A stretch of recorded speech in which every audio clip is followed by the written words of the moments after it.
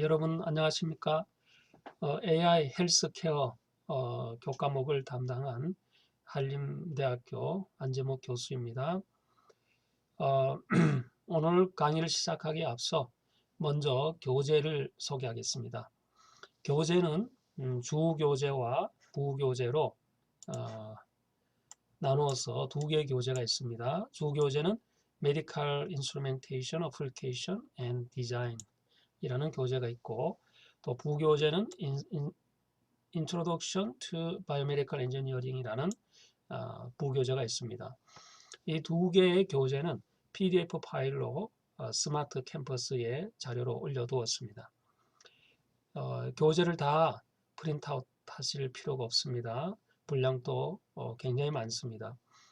우리가 주교재 중에 4장과 5장 그리고 6장 4장, 5장, 6장을 중심으로 해서 배우게 되고, 나머지 내용들은 주교재 그리고 부교재의 그 일부 내용을 참고해서 여러분들에게 소개할 것입니다. 교재는 모두 다 영문판으로 되어 있습니다.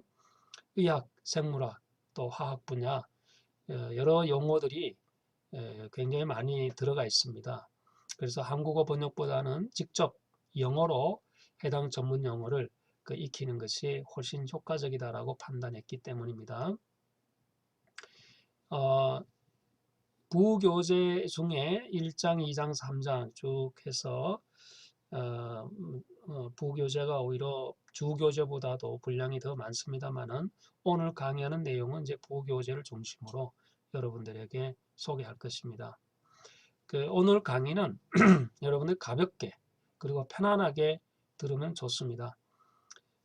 AI 헬스케어, 이 헬스케어라는 이런 기술들이 고대부터 현대까지 어떤 과정에서 발전이 되었는지를 살펴보는 시간입니다.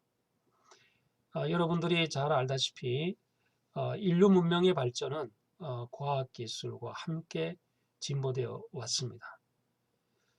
과학기술이 인류 문명에 있어서는 사실은 빠질 수 없는 중요한 기술이 되는 것이죠. 이처럼 과학기술이 오늘날 사회적으로 영향을 미치는 그 힘이 대단하다라는 것을 여러분도 아마 느낄 수 있을 것입니다. 고대에서부터 오늘날 이르기까지 특히 의료 분야에서의 그 헬스케어의 기술은 질병을 어떻게 정리하느냐에 따라서 그 발전의 속도가 많이 바뀌었다는 것을 오늘 강의를 통해서 확인할 수 있을 것입니다. 그래서 오늘 헬스케어의 발전사를 여러분들에게 소개하면서 여러분 자신의 방식으로 헬스케어를 정의해보는 그와 같은 기회를 갖는다면 좋을 것 같습니다. 우리는 사실 현재 스마트폰 시대에 살고 있죠. 예전에는 없었던 스마트폰 시대, 굉장히 파워풀한 디바이스입니다. 이것이 이제 오늘날 헬스케어 기술과 서로 연결이 되면서 여러분들이 앞으로 미래에는 뭔가 획기적이고 창의적인 새로운 기법의 헬스케어 기술들이 도입이 될 것이다. 예측을 해보게 됩니다. 자, 이제 헬스케어는 바이오메디컬 엔지니어링의 한 분야다라고 이제 소개하면서 시작하겠습니다.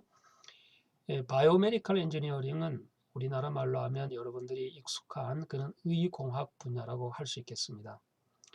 의공학은 의학과 공학의 접점, 공통 분모가 있는 그 분야를 따로 떼어서 만든 학문이라고 말할 수 있겠습니다. 이와 같은 중간에 접점을 떼어서 의공학 분야를 만든 이유가 있습니다.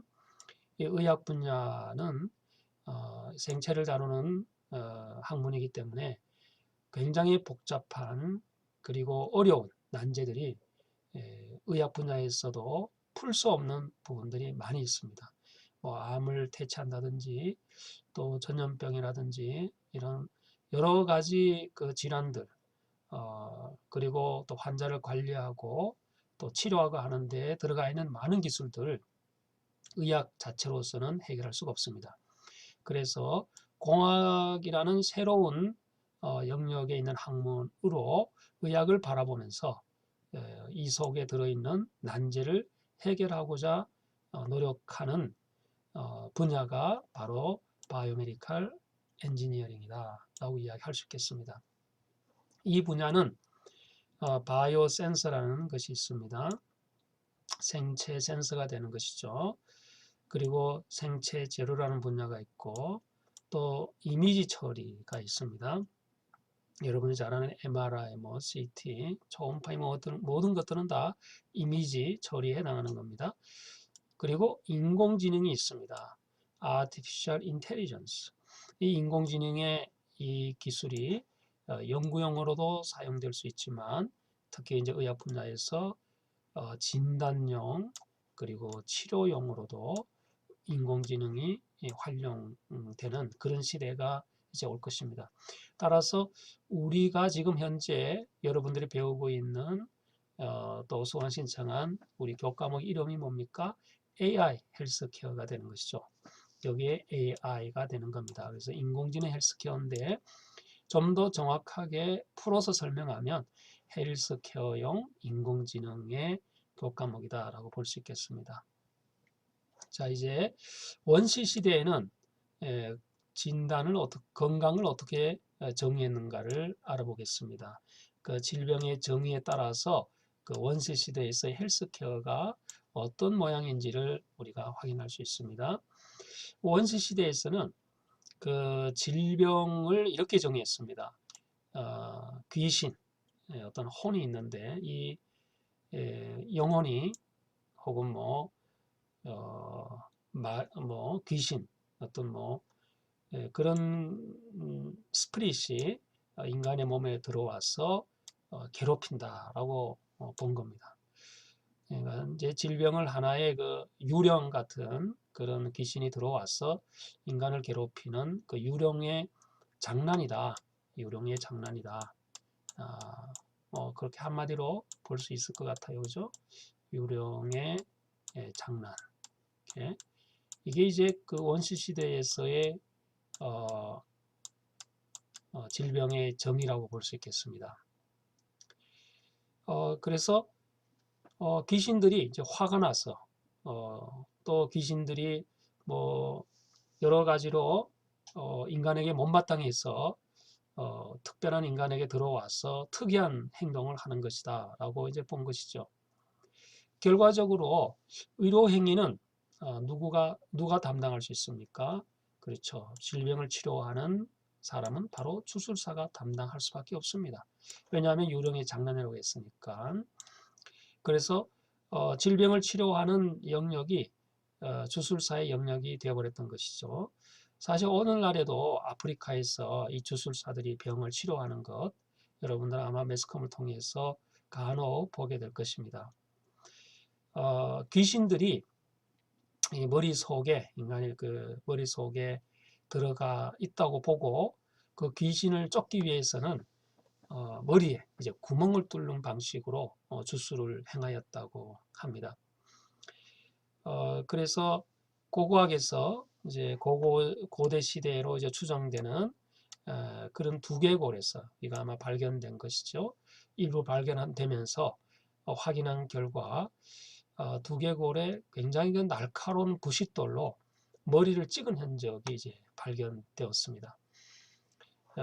이제 귀신을 쫓는 이런 종교적인 신념, 또 귀신이 두개골 속에 있다라는 그런 믿음, 그런 것들을 가지고 주술사가 질병을 치료하는 방법을 사용했던 것입니다. 이제 대표적으로 사악한 마귀가 인체에 들어와서 편두통을 일으킨다든지 또 간질병을 일으킨다라고 믿었던 것입니다. 두개골을 뚫었는데 간혹 그 중에 살아 있었던 자도 있었겠죠. 그들을 아주 특별한 신령한 어떤 새로운 유령이 들어왔다라고 믿었던 것 같습니다. 그래서 그 사람을 아주 특별한 대우를 하게 시작되었고, 왜 그 사람에게 특별한 대우를 했느냐 하면 신령한 새로운 귀신, 이런 정말 그 몸 안에 그들이 갖고 있지 않는 이 신령한 그런 어떤 유령이 귀신이 찾아온 것이라고 이제 여겼던 것입니다.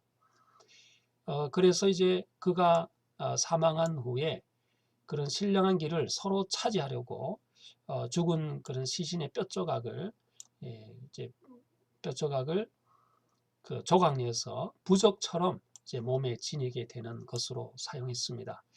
그 뼈조각이 자신을 보호한다는 그런 믿음이 있었던 것이고, 또 신령한 귀신이 자기 안에 몸 안에 부적을 붙이게 되면 몸 안에 지니게 되는 것이니까 질병으로부터 보호하고, 또 옛날에는 이제 부족 간의 공격들이 많이 있었습니다. 이제 그로부터 보호하고, 또 자연재해로부터 보호한다라는 그런 믿음들이 이제 있었던 것 같습니다. 아마 여러분들도 이제 대강 과거의 원시 시대의 어떠한 모습인지 이해하시는 학생들이 있을 거라고 생각이 듭니다. 이제 BC 3000년경을 한번 생각해 보겠습니다. 이 BC 3000년경에는 이집트 신화에서 등장하는 내용들이 있는데, 이집트 문명이 굉장히 발달한 그런 시작한 시기라고 볼 수 있겠죠. 그 첫 번째 피라미드가 세워진 그때이기도 합니다. 이 원시 시대에서 이집트 신화의 원시 종교와 같이 초자연적인 힘, 초자연 힘과 또 사람의 죽음과 어떤 상관성이 있다라고 믿었습니다.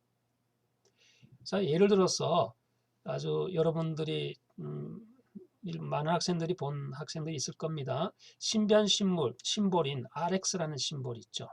이것은 오늘날에도 약국 처방을 상징하는 것으로 되어 있습니다. 우리가 수업 듣고 아마 내일부터도 여러분들 관심 있게 약국 근처로 지나가면 그 처방전의 봉투나 혹은 약국 간판에 이런 마크가 들어있는 것을 간혹 발견할 수 있을 것입니다. 그 기원을 한번 살펴볼까요? 그 기원이 이제 호루스의 눈이라는 그 이집트 신화에서 나오는 기원이 있습니다. 이 전설적인 이야기인데, 어린아이 호루스가 있었습니다. 이 호루스가 그 악의 신 세스라는 그런 신이 있었는데, 그 신이 이 어린아이 호루스를 공격을 했습니다. 그래서 이 아이가 시력을 완전히 상실했습니다.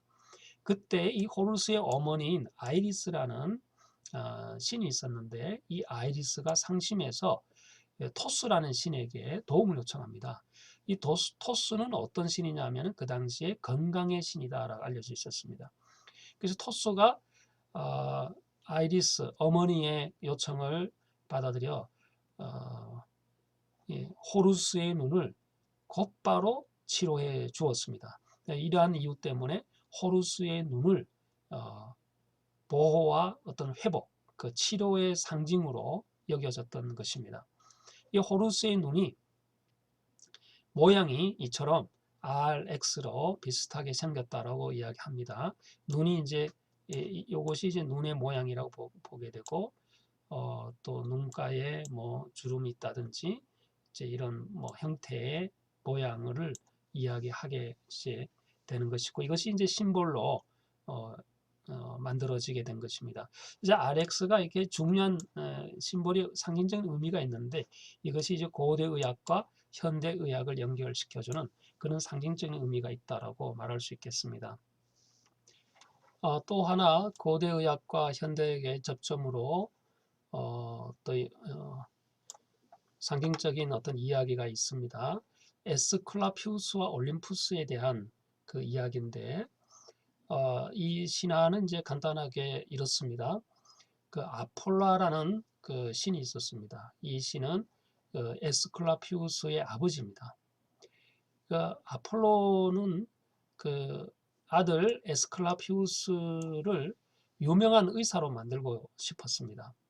그래서 당시에 아주 유명한 치유하는 힐러의 신이 키론이라는 신이 있었는데, 이 키론이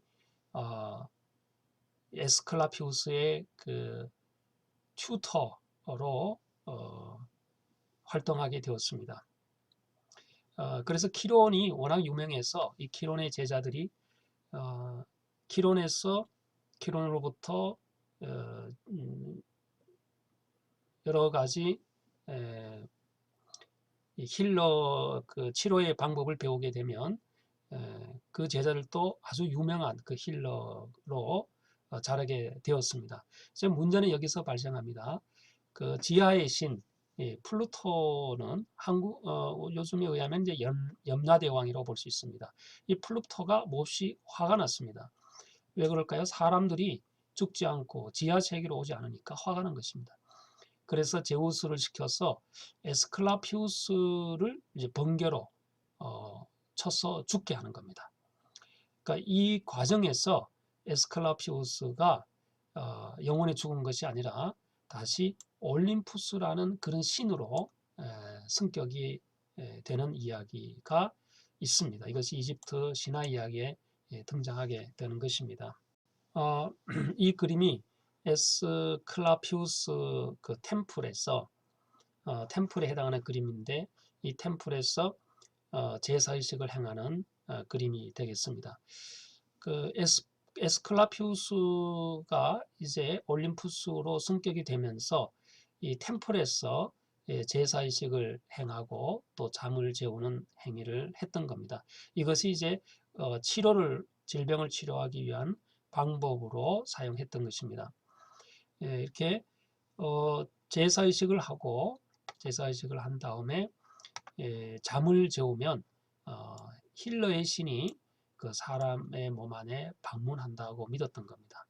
그래서 여기에 우리가 비지테이션이라는 용어가 이제 이런 용어로 사용되었고 오늘날 영어의 비지트가 방문을 한다라는 뭐 그런 유래를 통해서 오늘 영어의 비지터가 이제 사용이 되는 것입니다. 그러니까 문제는 잠을 잔다고 해서 뭐 질병이 낫겠습니까? 물론 그 중에 낫는 사람도 있었을 것입니다. 그것도 사실은 뭐 귀신이 고쳐준 것이 아니라 자연적으로 낫게 되는 그런 병이 있었기 때문에 낫게 된 것이죠. 문제는 이제 여전히 잠까지 재웠는데도 불구하고 또 아주 정성 들어서 제사의식을 행했는데도 불구하고 병이 낫지 않으면 누구의 잘못입니까? 환자의 잘못입니다. 그 환자의 잘못이 무엇입니까? 믿음이 없다라고 규정을 해버리게 되는 것이죠. 그래서 오늘날에 보면 너무나 황당한 스토리이지 않습니까? 그런데 당시에는 이것이 최신 헬스케어다라고 믿었던 것이고 또 이것이 최신 질병을 치료하는 방법으로 여겨졌던 것입니다. 오늘날 간혹 매스컴에서 보도를 한 기억이 있습니다. 그 자식의 혹은 본인의 질병을 치료하기 위해서 그 현대의학 기술을 포기하고 또 용한 주술사를 만난다든지 또 종교 지도자를 만나서 오직 기도만으로 치료한다. 뭐 이런 생각을 가지고 하다가 사망하는 경우, 그런 경우를 우리가 간혹 듣게 됩니다. 이제 그 BC 천년경으로 거슬러 올라오겠습니다. 이 당시에는 이제 헬스케어의 전문 분야로 뭐 지금으로 본다면 뭐 전문 분야로 할 수 없지만 어쨌든 헬스케어가 이제 발전하는 시점이라고 볼 수 있겠습니다. 좀 전에 설명해드린 에스클라피아라는 그런 템플이 이제 만들어졌고 이것이 뭐 병원이라면 어쩌면 최초의 병원이 아닌가 그렇게 생각이 듭니다. 당시에는 이제 템플에서는 뭐 앞에서 설명한 대로 제사장이 있었죠. 당연히 이 안에 기도가 있고 희생 제물이 있습니다. 이런 것들은 다 종교적인 행위가 되는 것이죠. 그래서 기도와 희생 제물을 신에게 바쳐서 질병을 치료하는 곳, 그곳이 이제 에스클라피오스의 그 템플이라고 볼 수 있겠습니다. 그러니까 이처럼 왜 병을 치료하기 위해서 이처럼 주술사가 필요하고 제사장이 필요하고 이런 종교적인 행위가 있었을까요? 네, 그렇습니다. 병은 당시에는 유령의 장난이다. 귀신이 우리의 몸에 들어왔어. 그것도 두개골 안에 들어와서 특별한 어떤 행동을 한 것이다 라고 규정했기 때문에 그렇습니다. 그래서 귀신을 내쫓기 위해서 두개골을 아주 날카로운 부싯돌로 뚫었다 라는 것까지 말씀드렸습니다. 자, 이러한 이제 예식으로 이제 병이 낫지 않으면 환자들은 어떻게 한다 그랬어요? 이제 물론 이제 잠을 잔 다음에 병이 낫지 않으면은 그 환자들은 믿음이 부족한 자라고 해서 그 부족에서 쫓겨나는 뭐 거의 죽음과 같은, 병이 낫는 것도 힘들지만 낫지 않으면은 죽게 될 수밖에 없는 그런 상황으로 몰고 가게 되는 것입니다. 그래서 우리는 이걸 템플 슬립이라고 이야기를 용어가 여기서 이제 나오게 된 겁니다. 또 이제 하나 고대의학과 현대의학의 접점 중에 하나가 이제 구약 성경에 보면 그 놋뱀의 이야기가 등장합니다. 성경에 이제 구약 시대에 그 모세 이야기에서 나오게 되죠. 이 당시에 아마 BC 2000년 1500년 뭐 이 경리라고 이제 예측이 됩니다만, 그 이스라엘 백성들이 이제 광야에서 이제 원망을 하니까 하나님께서 그들에게 이제 불뱀을 보내서 물게 하신 것이죠. 그래서 모세가 기도를 해서 놋으로 이제 뱀을 만들어서 이것을 이제 높은 장대 위에다가 이제 매달아서 이것을 본 사람은 뱀의 독이 사라지게 됐고 또 살 수 있다라는 그런 내용이 이제 성경 스토리에 있습니다. 그래서 오늘날 이게 이제 미국에서 뭐 병원이나 앰뷸런스의 심볼에 이런 놋뱀, 놋뱀들이요. 이게 놋뱀입니다. 놋뱀이 그렇게 있는 이거를 이제 상징적으로 사용하고 있는 것이죠. 이런 것을 보면 RX와 마찬가지로 고대의학과 어떤 현대의학에 접점해서 이런 심볼들이 오늘날 이용되고 있는 것을 확인할 수 있습니다. 이제 BC 460년으로 이제 갑니다. 사실은 이제 460년 이때까지만 해도 미신적인 어떤 제사의식, 그런 행위가 질병을 치료한다라는 것이었고, 그것이 당시에는 최신 헬스케어였습니다. 이런 미신적인 의료 행위를 벗어나는데 아주 큰 공헌을 한 사람이 이제 태어납니다. 그가 여러분들 잘 아는 히포크라테스입니다. 이 시대에 살았던 겁니다. 히포크라테스는 그리스의 사람이고 코스섬에서 태어났습니다.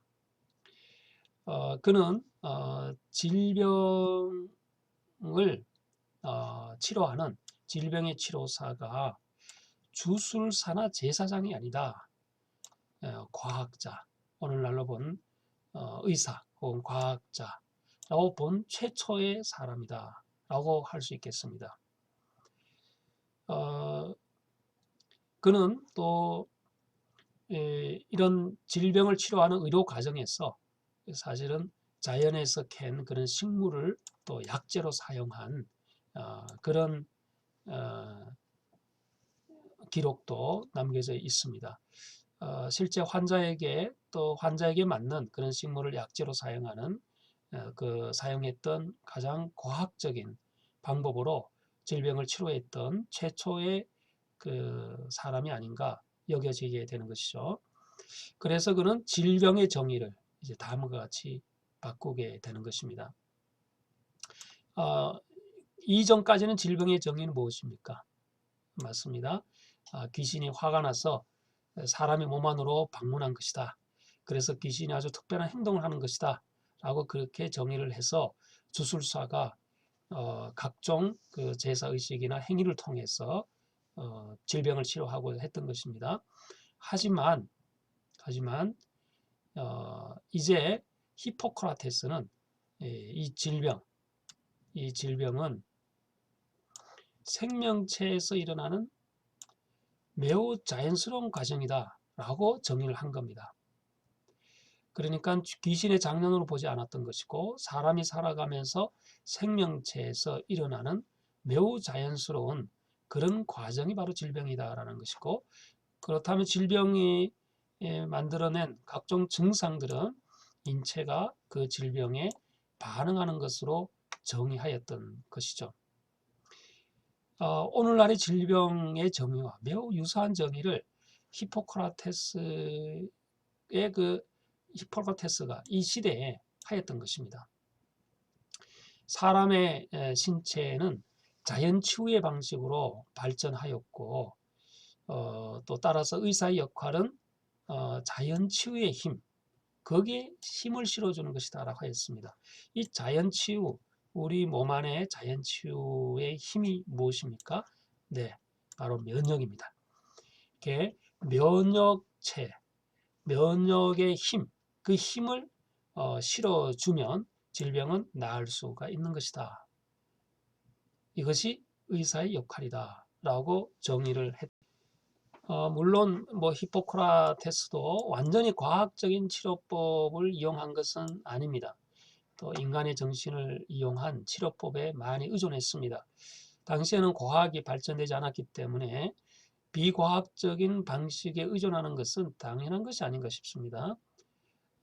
환자에게 다가가서 다정하게도 친구가 되어준다면 환자 몸 안에 있는 그 면역의 힘이 더욱 강화되어서 질병을 치료할 것이다 라는 그런 믿음이 크게 있었던 것입니다. 오늘날 뭐 심리 치료를 통해서 병을 치유할 수 있는 그런 치료법 중에 하나이기도 합니다. 이제 로마 시대로 거슬러 올라옵니다.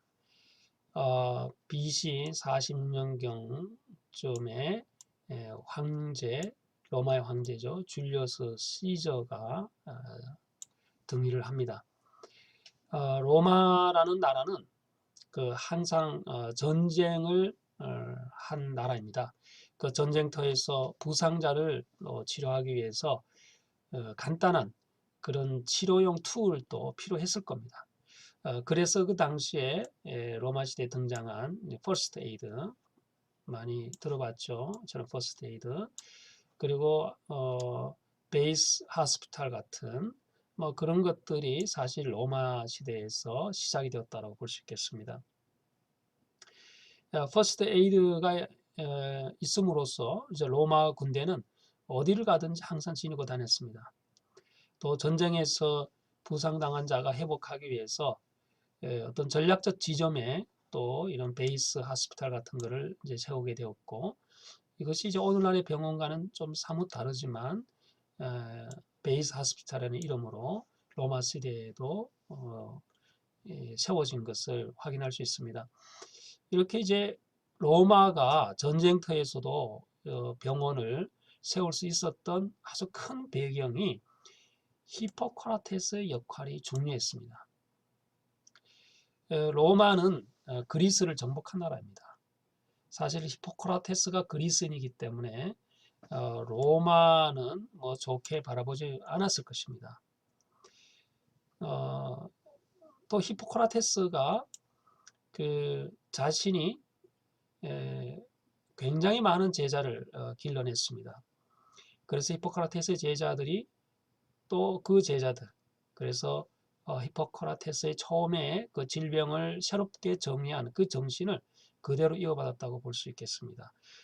환자에게 다정하게 친구가 되어주는 것까지 다 포함해서 히포크라테스의 그 이제 제자들이 그의 정신을 이어받았다고 볼 수 있겠습니다. 로마가 이제 그리스를 정복하였지만 실제 로마의 시민들이 병이 들면 히포크라테스의 제자들이 지극정성으로 치료를 해주었습니다. 비록 로마가 자기 나라를 정복했지만 그와 같은 상황을 배제하고 사람을 또 생명을 존중하는 그런 히포크라테스의 정신을 이어받았기 때문에 누구든지 간에 적이라 할지라도 병이 들면 치료를 해주었던 사람들이 이제 히포크라테스로부터 또 그 제자들이었던 것입니다. 여기서 줄리어스 시저가 큰 감동을 받았습니다.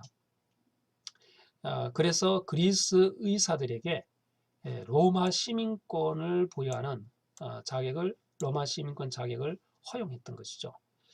당시에 로마 시민권을 받으려면 로마 황제에게 어떤 특별한 기여를 한다든지 전쟁터에서 큰 업적을 남긴다든지 또 로마에게 큰 돈을 바친다든지 이와 같은 여러 가지 평민들은 도무지 상상할 수 없을 그런 행동을 해야만이 시민권을 부여받을 수가 있는데 줄리어스 시저 시대에 그리스 의사들은 무상으로 로마 시민권 자격을 허용을 해 주었던 것입니다. 이 당시에 그 로마에서 기근이 심하게 일어나면 로마 시민들은 로마 안에서 살게 되고 나머지 모든 이방인들은 이제 추방을 하게 된 것인데 그리스 의사들은 로마 시민권을 갖고 있기 때문에 추방되지 않고 여전히 로마에 남아서 로마인들의 그 생명을 치료해 주게 되었던 것이었습니다. 그래서 그리스 의사들 덕택에 그 로마는 사실은 이 공중보건이 굉장히 발전하게 되었습니다. 왜냐하면 당시에는 전염병이 창궐을 하였습니다. 그래서 전염병이 돌면 대부분 죽습니다. 그래서 이런 역병이 창궐하지 않기 위해서는 도시가 청결해야 한다라고 이 그리스 의사들은 주장하였고 또 로마의 황제에게 요청하였습니다. 그 이후로 이제 로마에서는 공중보건 관련 여러 기술들이 개발되기 시작했습니다. 어떤 문헌에 의하면 로마에서는 또 수세식 화장실이 있었다고 합니다. 그만큼 공중보건이 발달했다고 볼 수 있을 것. 뭐 그런 노력에도 불구하고 뭐 병에 대한 뭐 과학적 지식이나 이런 것들이 이제 부족하기 때문에 사실 로마는 주기적으로 반복되는 그런 역병, 그 전염병의 재앙을 극복하지는 못하였습니다. 오늘 뭐 여러분 잘 알다시피 의료기술과 과학기술이 이렇게 발전한 이 시대에도 신종 코로나 바이러스가 창궐해서 전 세계가 지금 패닉 상태로 빠져들게 되는 이런 상황인데도 당시에는 더더욱 이런 전염병이 창궐하게 되면 속수무책이었을 것입니다. 자, 이제 다음으로 시간이 이제 흘러서 AD로 넘어옵니다. AD 129년으로 이제 거슬러 올라옵니다. AD 129년에는 갈렌이라는 아주 유명한 로마 역사에 있어서 매우 유명한 의사가 있었습니다. 이 사람은 300권 이상의 그 해부학 책을 집필하였습니다. 그는 그 인간의 생명을 굉장히 존엄하게 여겨서 사실은 인간의 그 죽은 시신을 직접 해부해서 해부학 책을 집필하는 것이 좋았으나 인간의 생명이 비록 죽었다 할지라도 존엄하다고 여겨져서 인간의 시신을 직접 해부하는 것을 반대했습니다. 그래서 인간과 유사한 그런 크기를 가진 동물이나 또 모양의 동물을 해부하면서 해부학 책을 만들었습니다. 그러다 보니까 사실은 해부학 책의 그 내용 면에서는 오류가 있을 수밖에 없겠죠. 오늘날의 해부학의 내용과는 조금 차이가 있다는 것을 알 수 있습니다. 그래서 이 갈렌이 해부학 책을 만들면서 이제 중세시대 이후로 의사들과 교황청 지도자들까지도 이 갈렌의 해부학 책을 사실은 그 당시에는 거의 바이블로 여겼던 것이라고 볼 수 있고, 다음의 역사는 이제 로마의 그런 전성기가 붕괴가 됩니다. 그리고 콘스탄티누스 황제에 의해서 카톨릭 교회가 전면에 등장합니다. 이제 중세 시대의 시작이 된 것입니다. 그동안 히포크라테스와 또 그의 제자들이 발전시켜온 모든 의료 관련 지식을 이제 카톨릭 교회로 넘겨받습니다. 또 카톨릭 교회에서 빠질 수 없는 또 수도원, 이곳으로 넘겨받게 되는 것이죠. 그래서 카톨릭 교회에서부터 이제 수세기 동안에 걸쳐서 이 지중해 연안 그 국가들 있잖아요. 그 국가로 카톨릭 교회가 갖고 왔던 그런 의료행위 관습들이 이 지중해 연안 국가로 흘러 들어가게 된 계기가 되었습니다.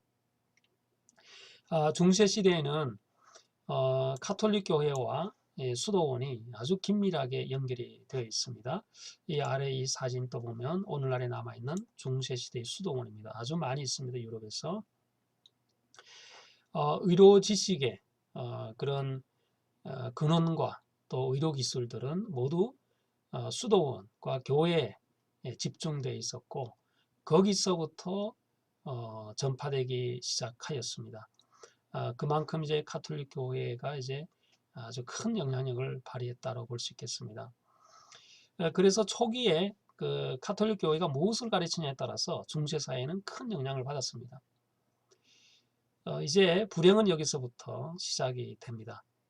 히포크라테스의 그 과학적 의료 행위들, 히포크라테스의 과학적 의료 행위들이 뭔지 아시죠? 그 질병에 대한 새로운 정의입니다. 그런 질병에 대한 새로운 정의가 AD 313년 콘스탄티누스 황제가 기독교를 국교로 받아들이면서 이제 상황은 완전히 변합니다. 질병을 다시 정의하게 된 것이죠. 이제 황제와 교회가 결탁해서 로마 백성의 그들 로마 백성을 이제 지배력을 영원히 만들고 싶었던 것이 이제 황제의 욕심이었을 것입니다.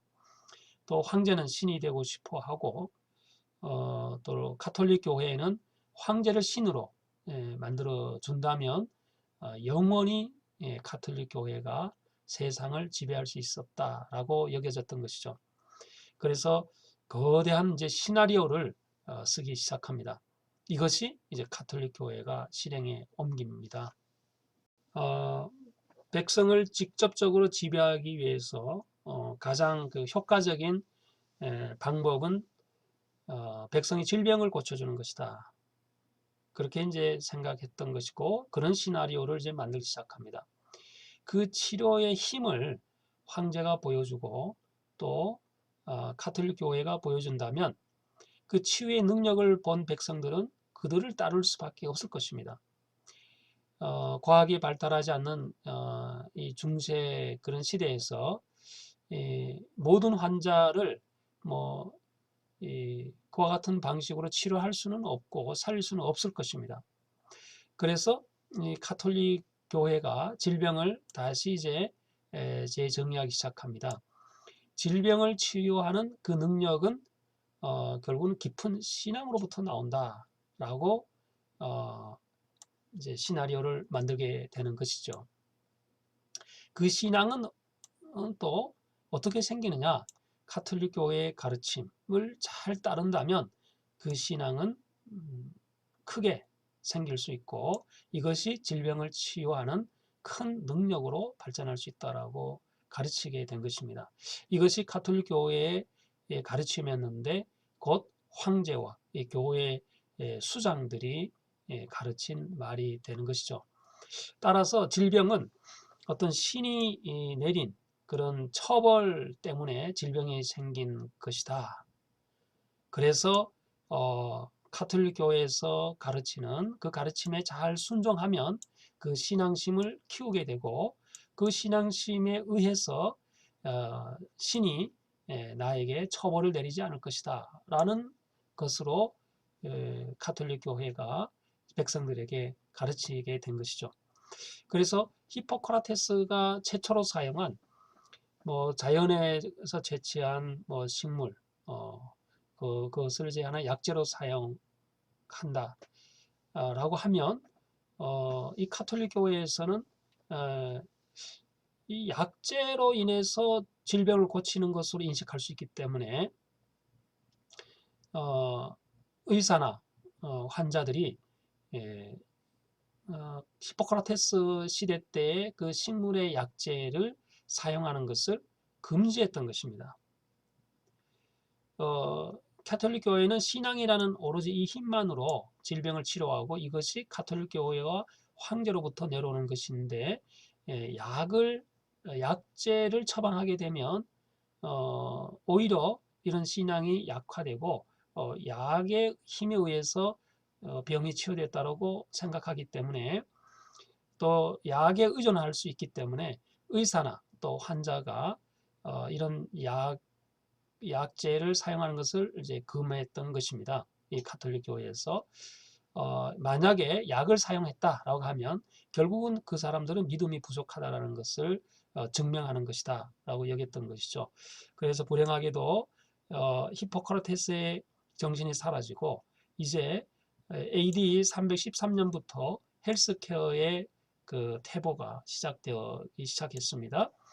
예, 히포크라테스 이전의 그런 시대로 되돌아갔다라고 볼 수 있겠습니다. 로마 가톨릭 교회가 의료기술을 초기에 점령하면서 사실은 무려 1000년 이전으로 헬스케어 기술을 후퇴하게 되는 안타까운 일이 일어나게 됩니다. 이때부터 과학적인 의료 방식은 좋은 평판을 받을 수가 없습니다. 왜냐하면 신앙이 중요하기 때문에 그런 것이죠. 중세시대가 이들의 이 정신이 사실은 중세시대가 끝날 때까지 약 1000년 동안 이제 의료기술은 정체되는, 헬스케어가 정체되는 그런 불운을, 자, 이제 그런, 의료기술이 정체된 이제 그런 불운을 맞게 됐다라고 말씀드렸습니다.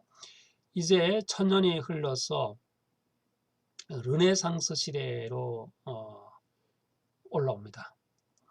적어도 AD 한 1500년, 1400년경에 르네상스 이때까지 르네상스 시대까지 헬스케어는 히포크라테스 이전의 시대로 퇴보되었다고 말씀드렸습니다.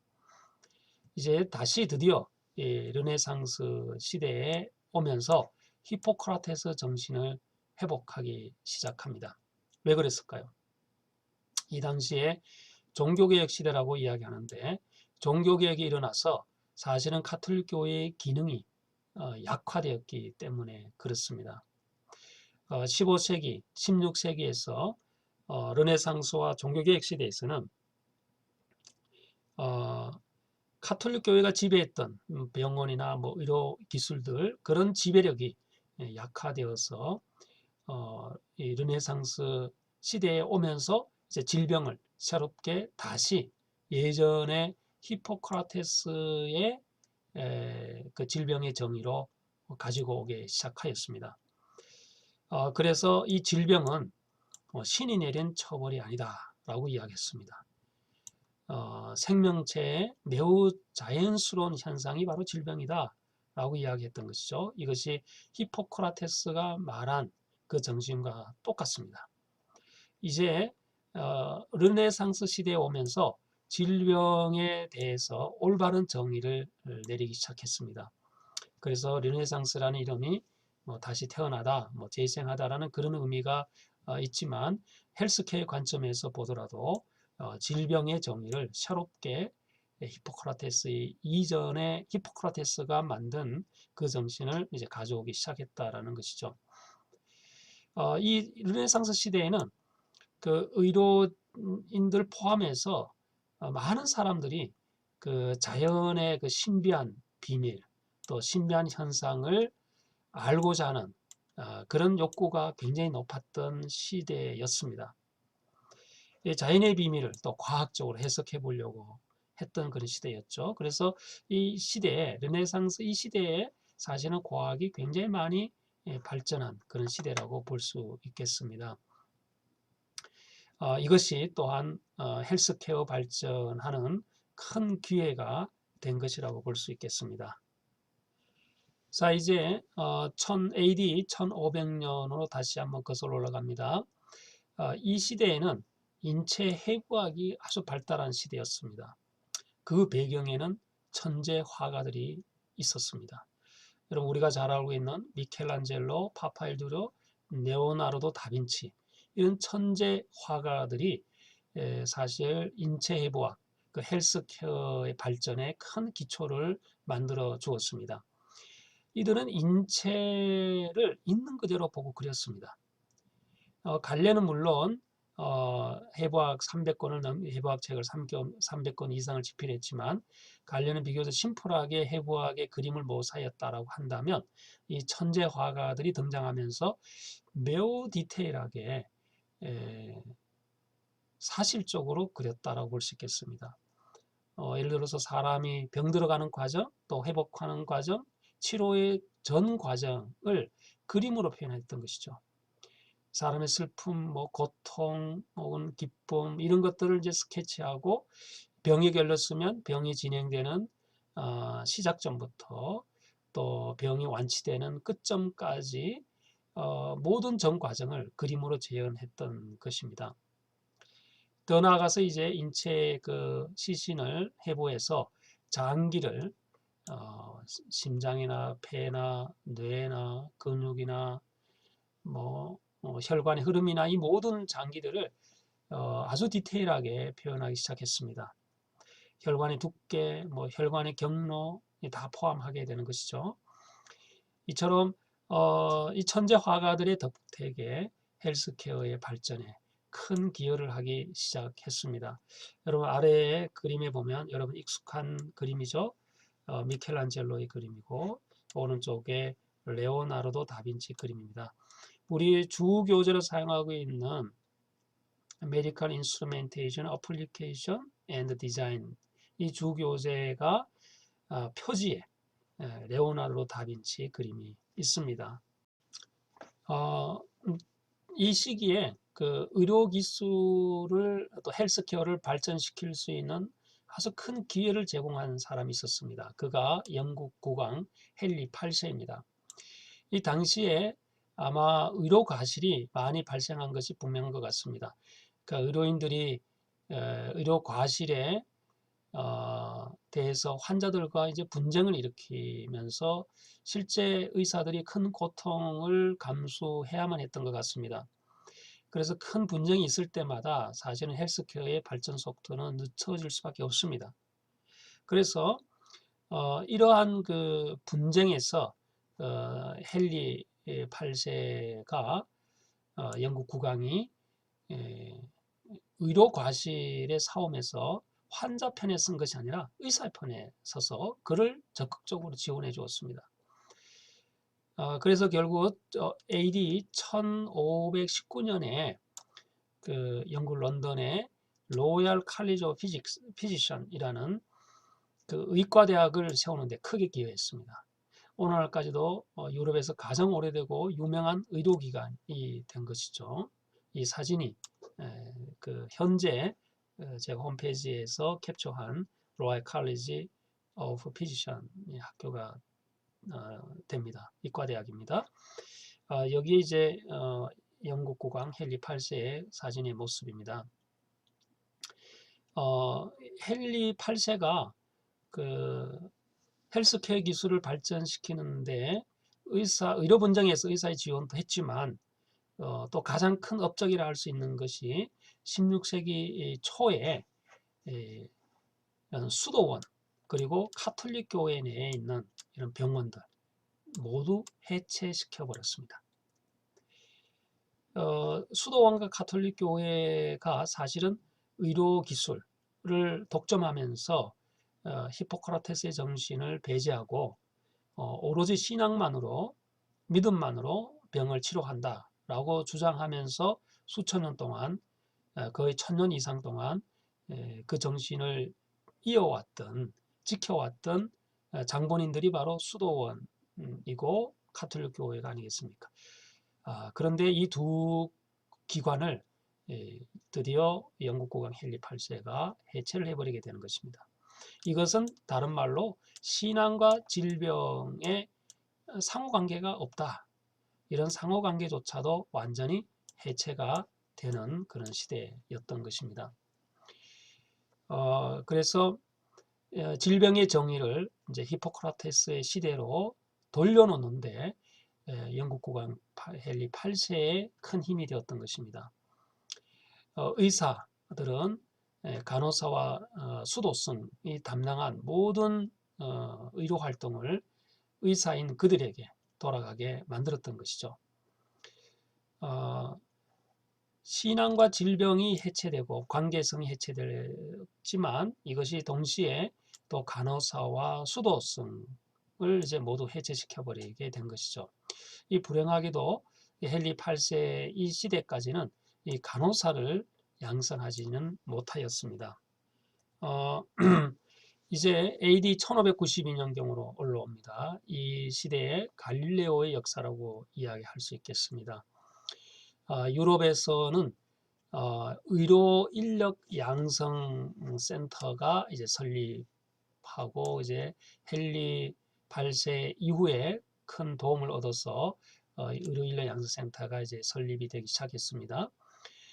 그러면서 이제 의료 인력 양성 센터 안에 소위 이제 의과대학이라고 볼 수 있겠죠. 여기에서 히포크라테스의 정신을 다시 이제 도입하기 시작합니다. 히포크라테스 정신은 무엇입니까? 환자는 인간이고 질병은 자연의 과정이며 또 치료는 상식선상에서 이루어져야 질병을 극복할 수 있다라고 이야기한 내용이 바로 히포크라테스의 정신이 되겠습니다. 자, 여기에서 AD 1592년, 왜 이렇게 특별하게 1592년가인 겁니다. 이때도 물론 르네상스의 시대입니다. 1592년에 천재 과학자 갈릴레오가 이태리의 그 파두아 대학에서 강의를 하기 시작했습니다. 그가 여기에서 의과대학생, 의대생들에게 수학을 강의했는데 그 자신의 이론 그리고 자신의 발명품에 대해서 아주 상세히 설명했습니다. 그가 발명한 발명품은 뭐 온도 많이 있죠. 온도 측정기나 뭐 시계추나 또 망원 렌즈나 뭐 많이 있습니다. 이런 이론들을 이태리 파두아 대학에서 강의를 했던 것이죠. 이 당시에 강의를 들었던 산토리우스 학생, 과대 학생이 갈릴레오가 가르친 그 기술을 이용해서 체온을 측정하는 원리, 또 심박수, 맥박을 측정하는 원리를 연구하고 큰 업적을 만들었습니다. 그 이후에 또 대학원생인 파두아 대학의 대학원생인 윌리엄 하웨이라는 학생이 갈릴레오의 그 설명을 운동법칙 혹은 기계이론의 설명을 듣고 이것이 혈액순환의 기전을 이해하는 데 도움이 되겠다 해서 혈액순환 기전을 갈릴레오의 운동법칙과 기계이론을 도입해서 해석한 학생입니다. 자, 여기에서 사실은 바이오메디컬 엔지니어링의 아주 좋은 사례가 될 수 있겠습니다. 갈릴레오라는 천재 과학자의 기술이 그런 기술이 실제 헬스케어 분야에서 도입되면서 체온, 맥박 측정, 혈액순환에 대한 기전을 이해하는 데 큰 기여를 하게 되었던 것이죠. 오늘날에도 체온과 맥박은 의사들이 질병을 진단하는데 정말 빠질 수 없습니다. 또 질병의 증상과도 관련되어 있다는 것 여러분 잘 알 것입니다. 코로나 바이러스처럼 이런 증상이 바이러스에 걸리게 되면 좀 체온이 올라가고 또 맥박의 변화가 일어날 수 있다는 건 충분히 우리가 알 수 있습니다. 이 동시에 1590년에는 한스 잔센과 그 아들 자카리우스 잔센이 현미경을 이제 발명하게 되었고, 그리고 얼마 있지 않아서 이제 갈릴레오가 오목 렌즈나 볼로 렌즈를 가진 이제 복합 현미경으로 발전해서 발명을 하게 된 것이죠. 이때부터 이제 드디어 육안으로는 도무지 볼 수 없었던 것을 이제 보게 된 것이고, 이제 새로운 헬스케어의 세상이 열려지게 된 것입니다. 1850년경으로 이제 다시 거슬러 올라옵니다. 자, 이제 BC 원시 시대부터 1856년까지 거슬러 올라오게 되는 것이죠. AD. AD 1800년경까지는 갈릴레오의 그 과학적 발견이 굉장히 헬스케어에 큰 영향을 줬고 발전의 계기가 되었습니다만 사실은 간호사를 양성하지는 못했습니다. 결과적으로 전문 간호사 이 양성 기관이 공공기관에 존재하지 않았던 것이죠. 이때까지만 해도 병원에서 환자가 치료를 받아서 사망하는 사망률이 25% 정도 됩니다. 굉장히 높은 것이죠. 그래서 그 당시에도 질병에 걸리면 죽음이라는 인식이 있었던 것입니다. 사실은 19세기까지는 이처럼 병원에서 치료받는 환자들이 크게 병원의 그런 혜택을 받지 못하였다고 볼 수 있습니다. 그래서 백성들은 질병은 곧 사망이다라는 인식이 깔려 있었던 것이죠. 그러나 이제 이 시기에 다시 한번 헬스케어의 새로운 역사를 쓰는 인물이 태어납니다. 그로 인해서 병원에서 죽는 환자의 사망률을 현격히 낮추게 됩니다. 그가 누구인지 아시겠죠? 여기 앞에 기록되어 있는 대로 바로 플로렌스 나이팅게일입니다. 1820년에 태어나서 1910년까지 살았습니다. 1856년경에는 크림 전쟁이 일어났습니다. 크림 반도, 지금은 아마 흑해에 있는 거기 여러분들 세계 지도를 보면 흑해에 있는 그 크림 반도가 있습니다. 그곳에 이제 전쟁이 일어났고 나이팅게일은 크림 반도의 전쟁에 참여했습니다.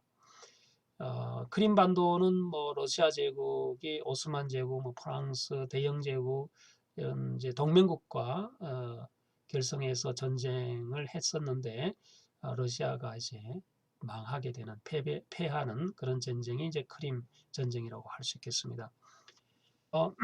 이제 나이팅게일은 크림 전쟁이 끝나고 이제 영국으로 돌아와서 전쟁에서 부상당한 이제 군인들을 간호하기 시작했습니다. 병원에서.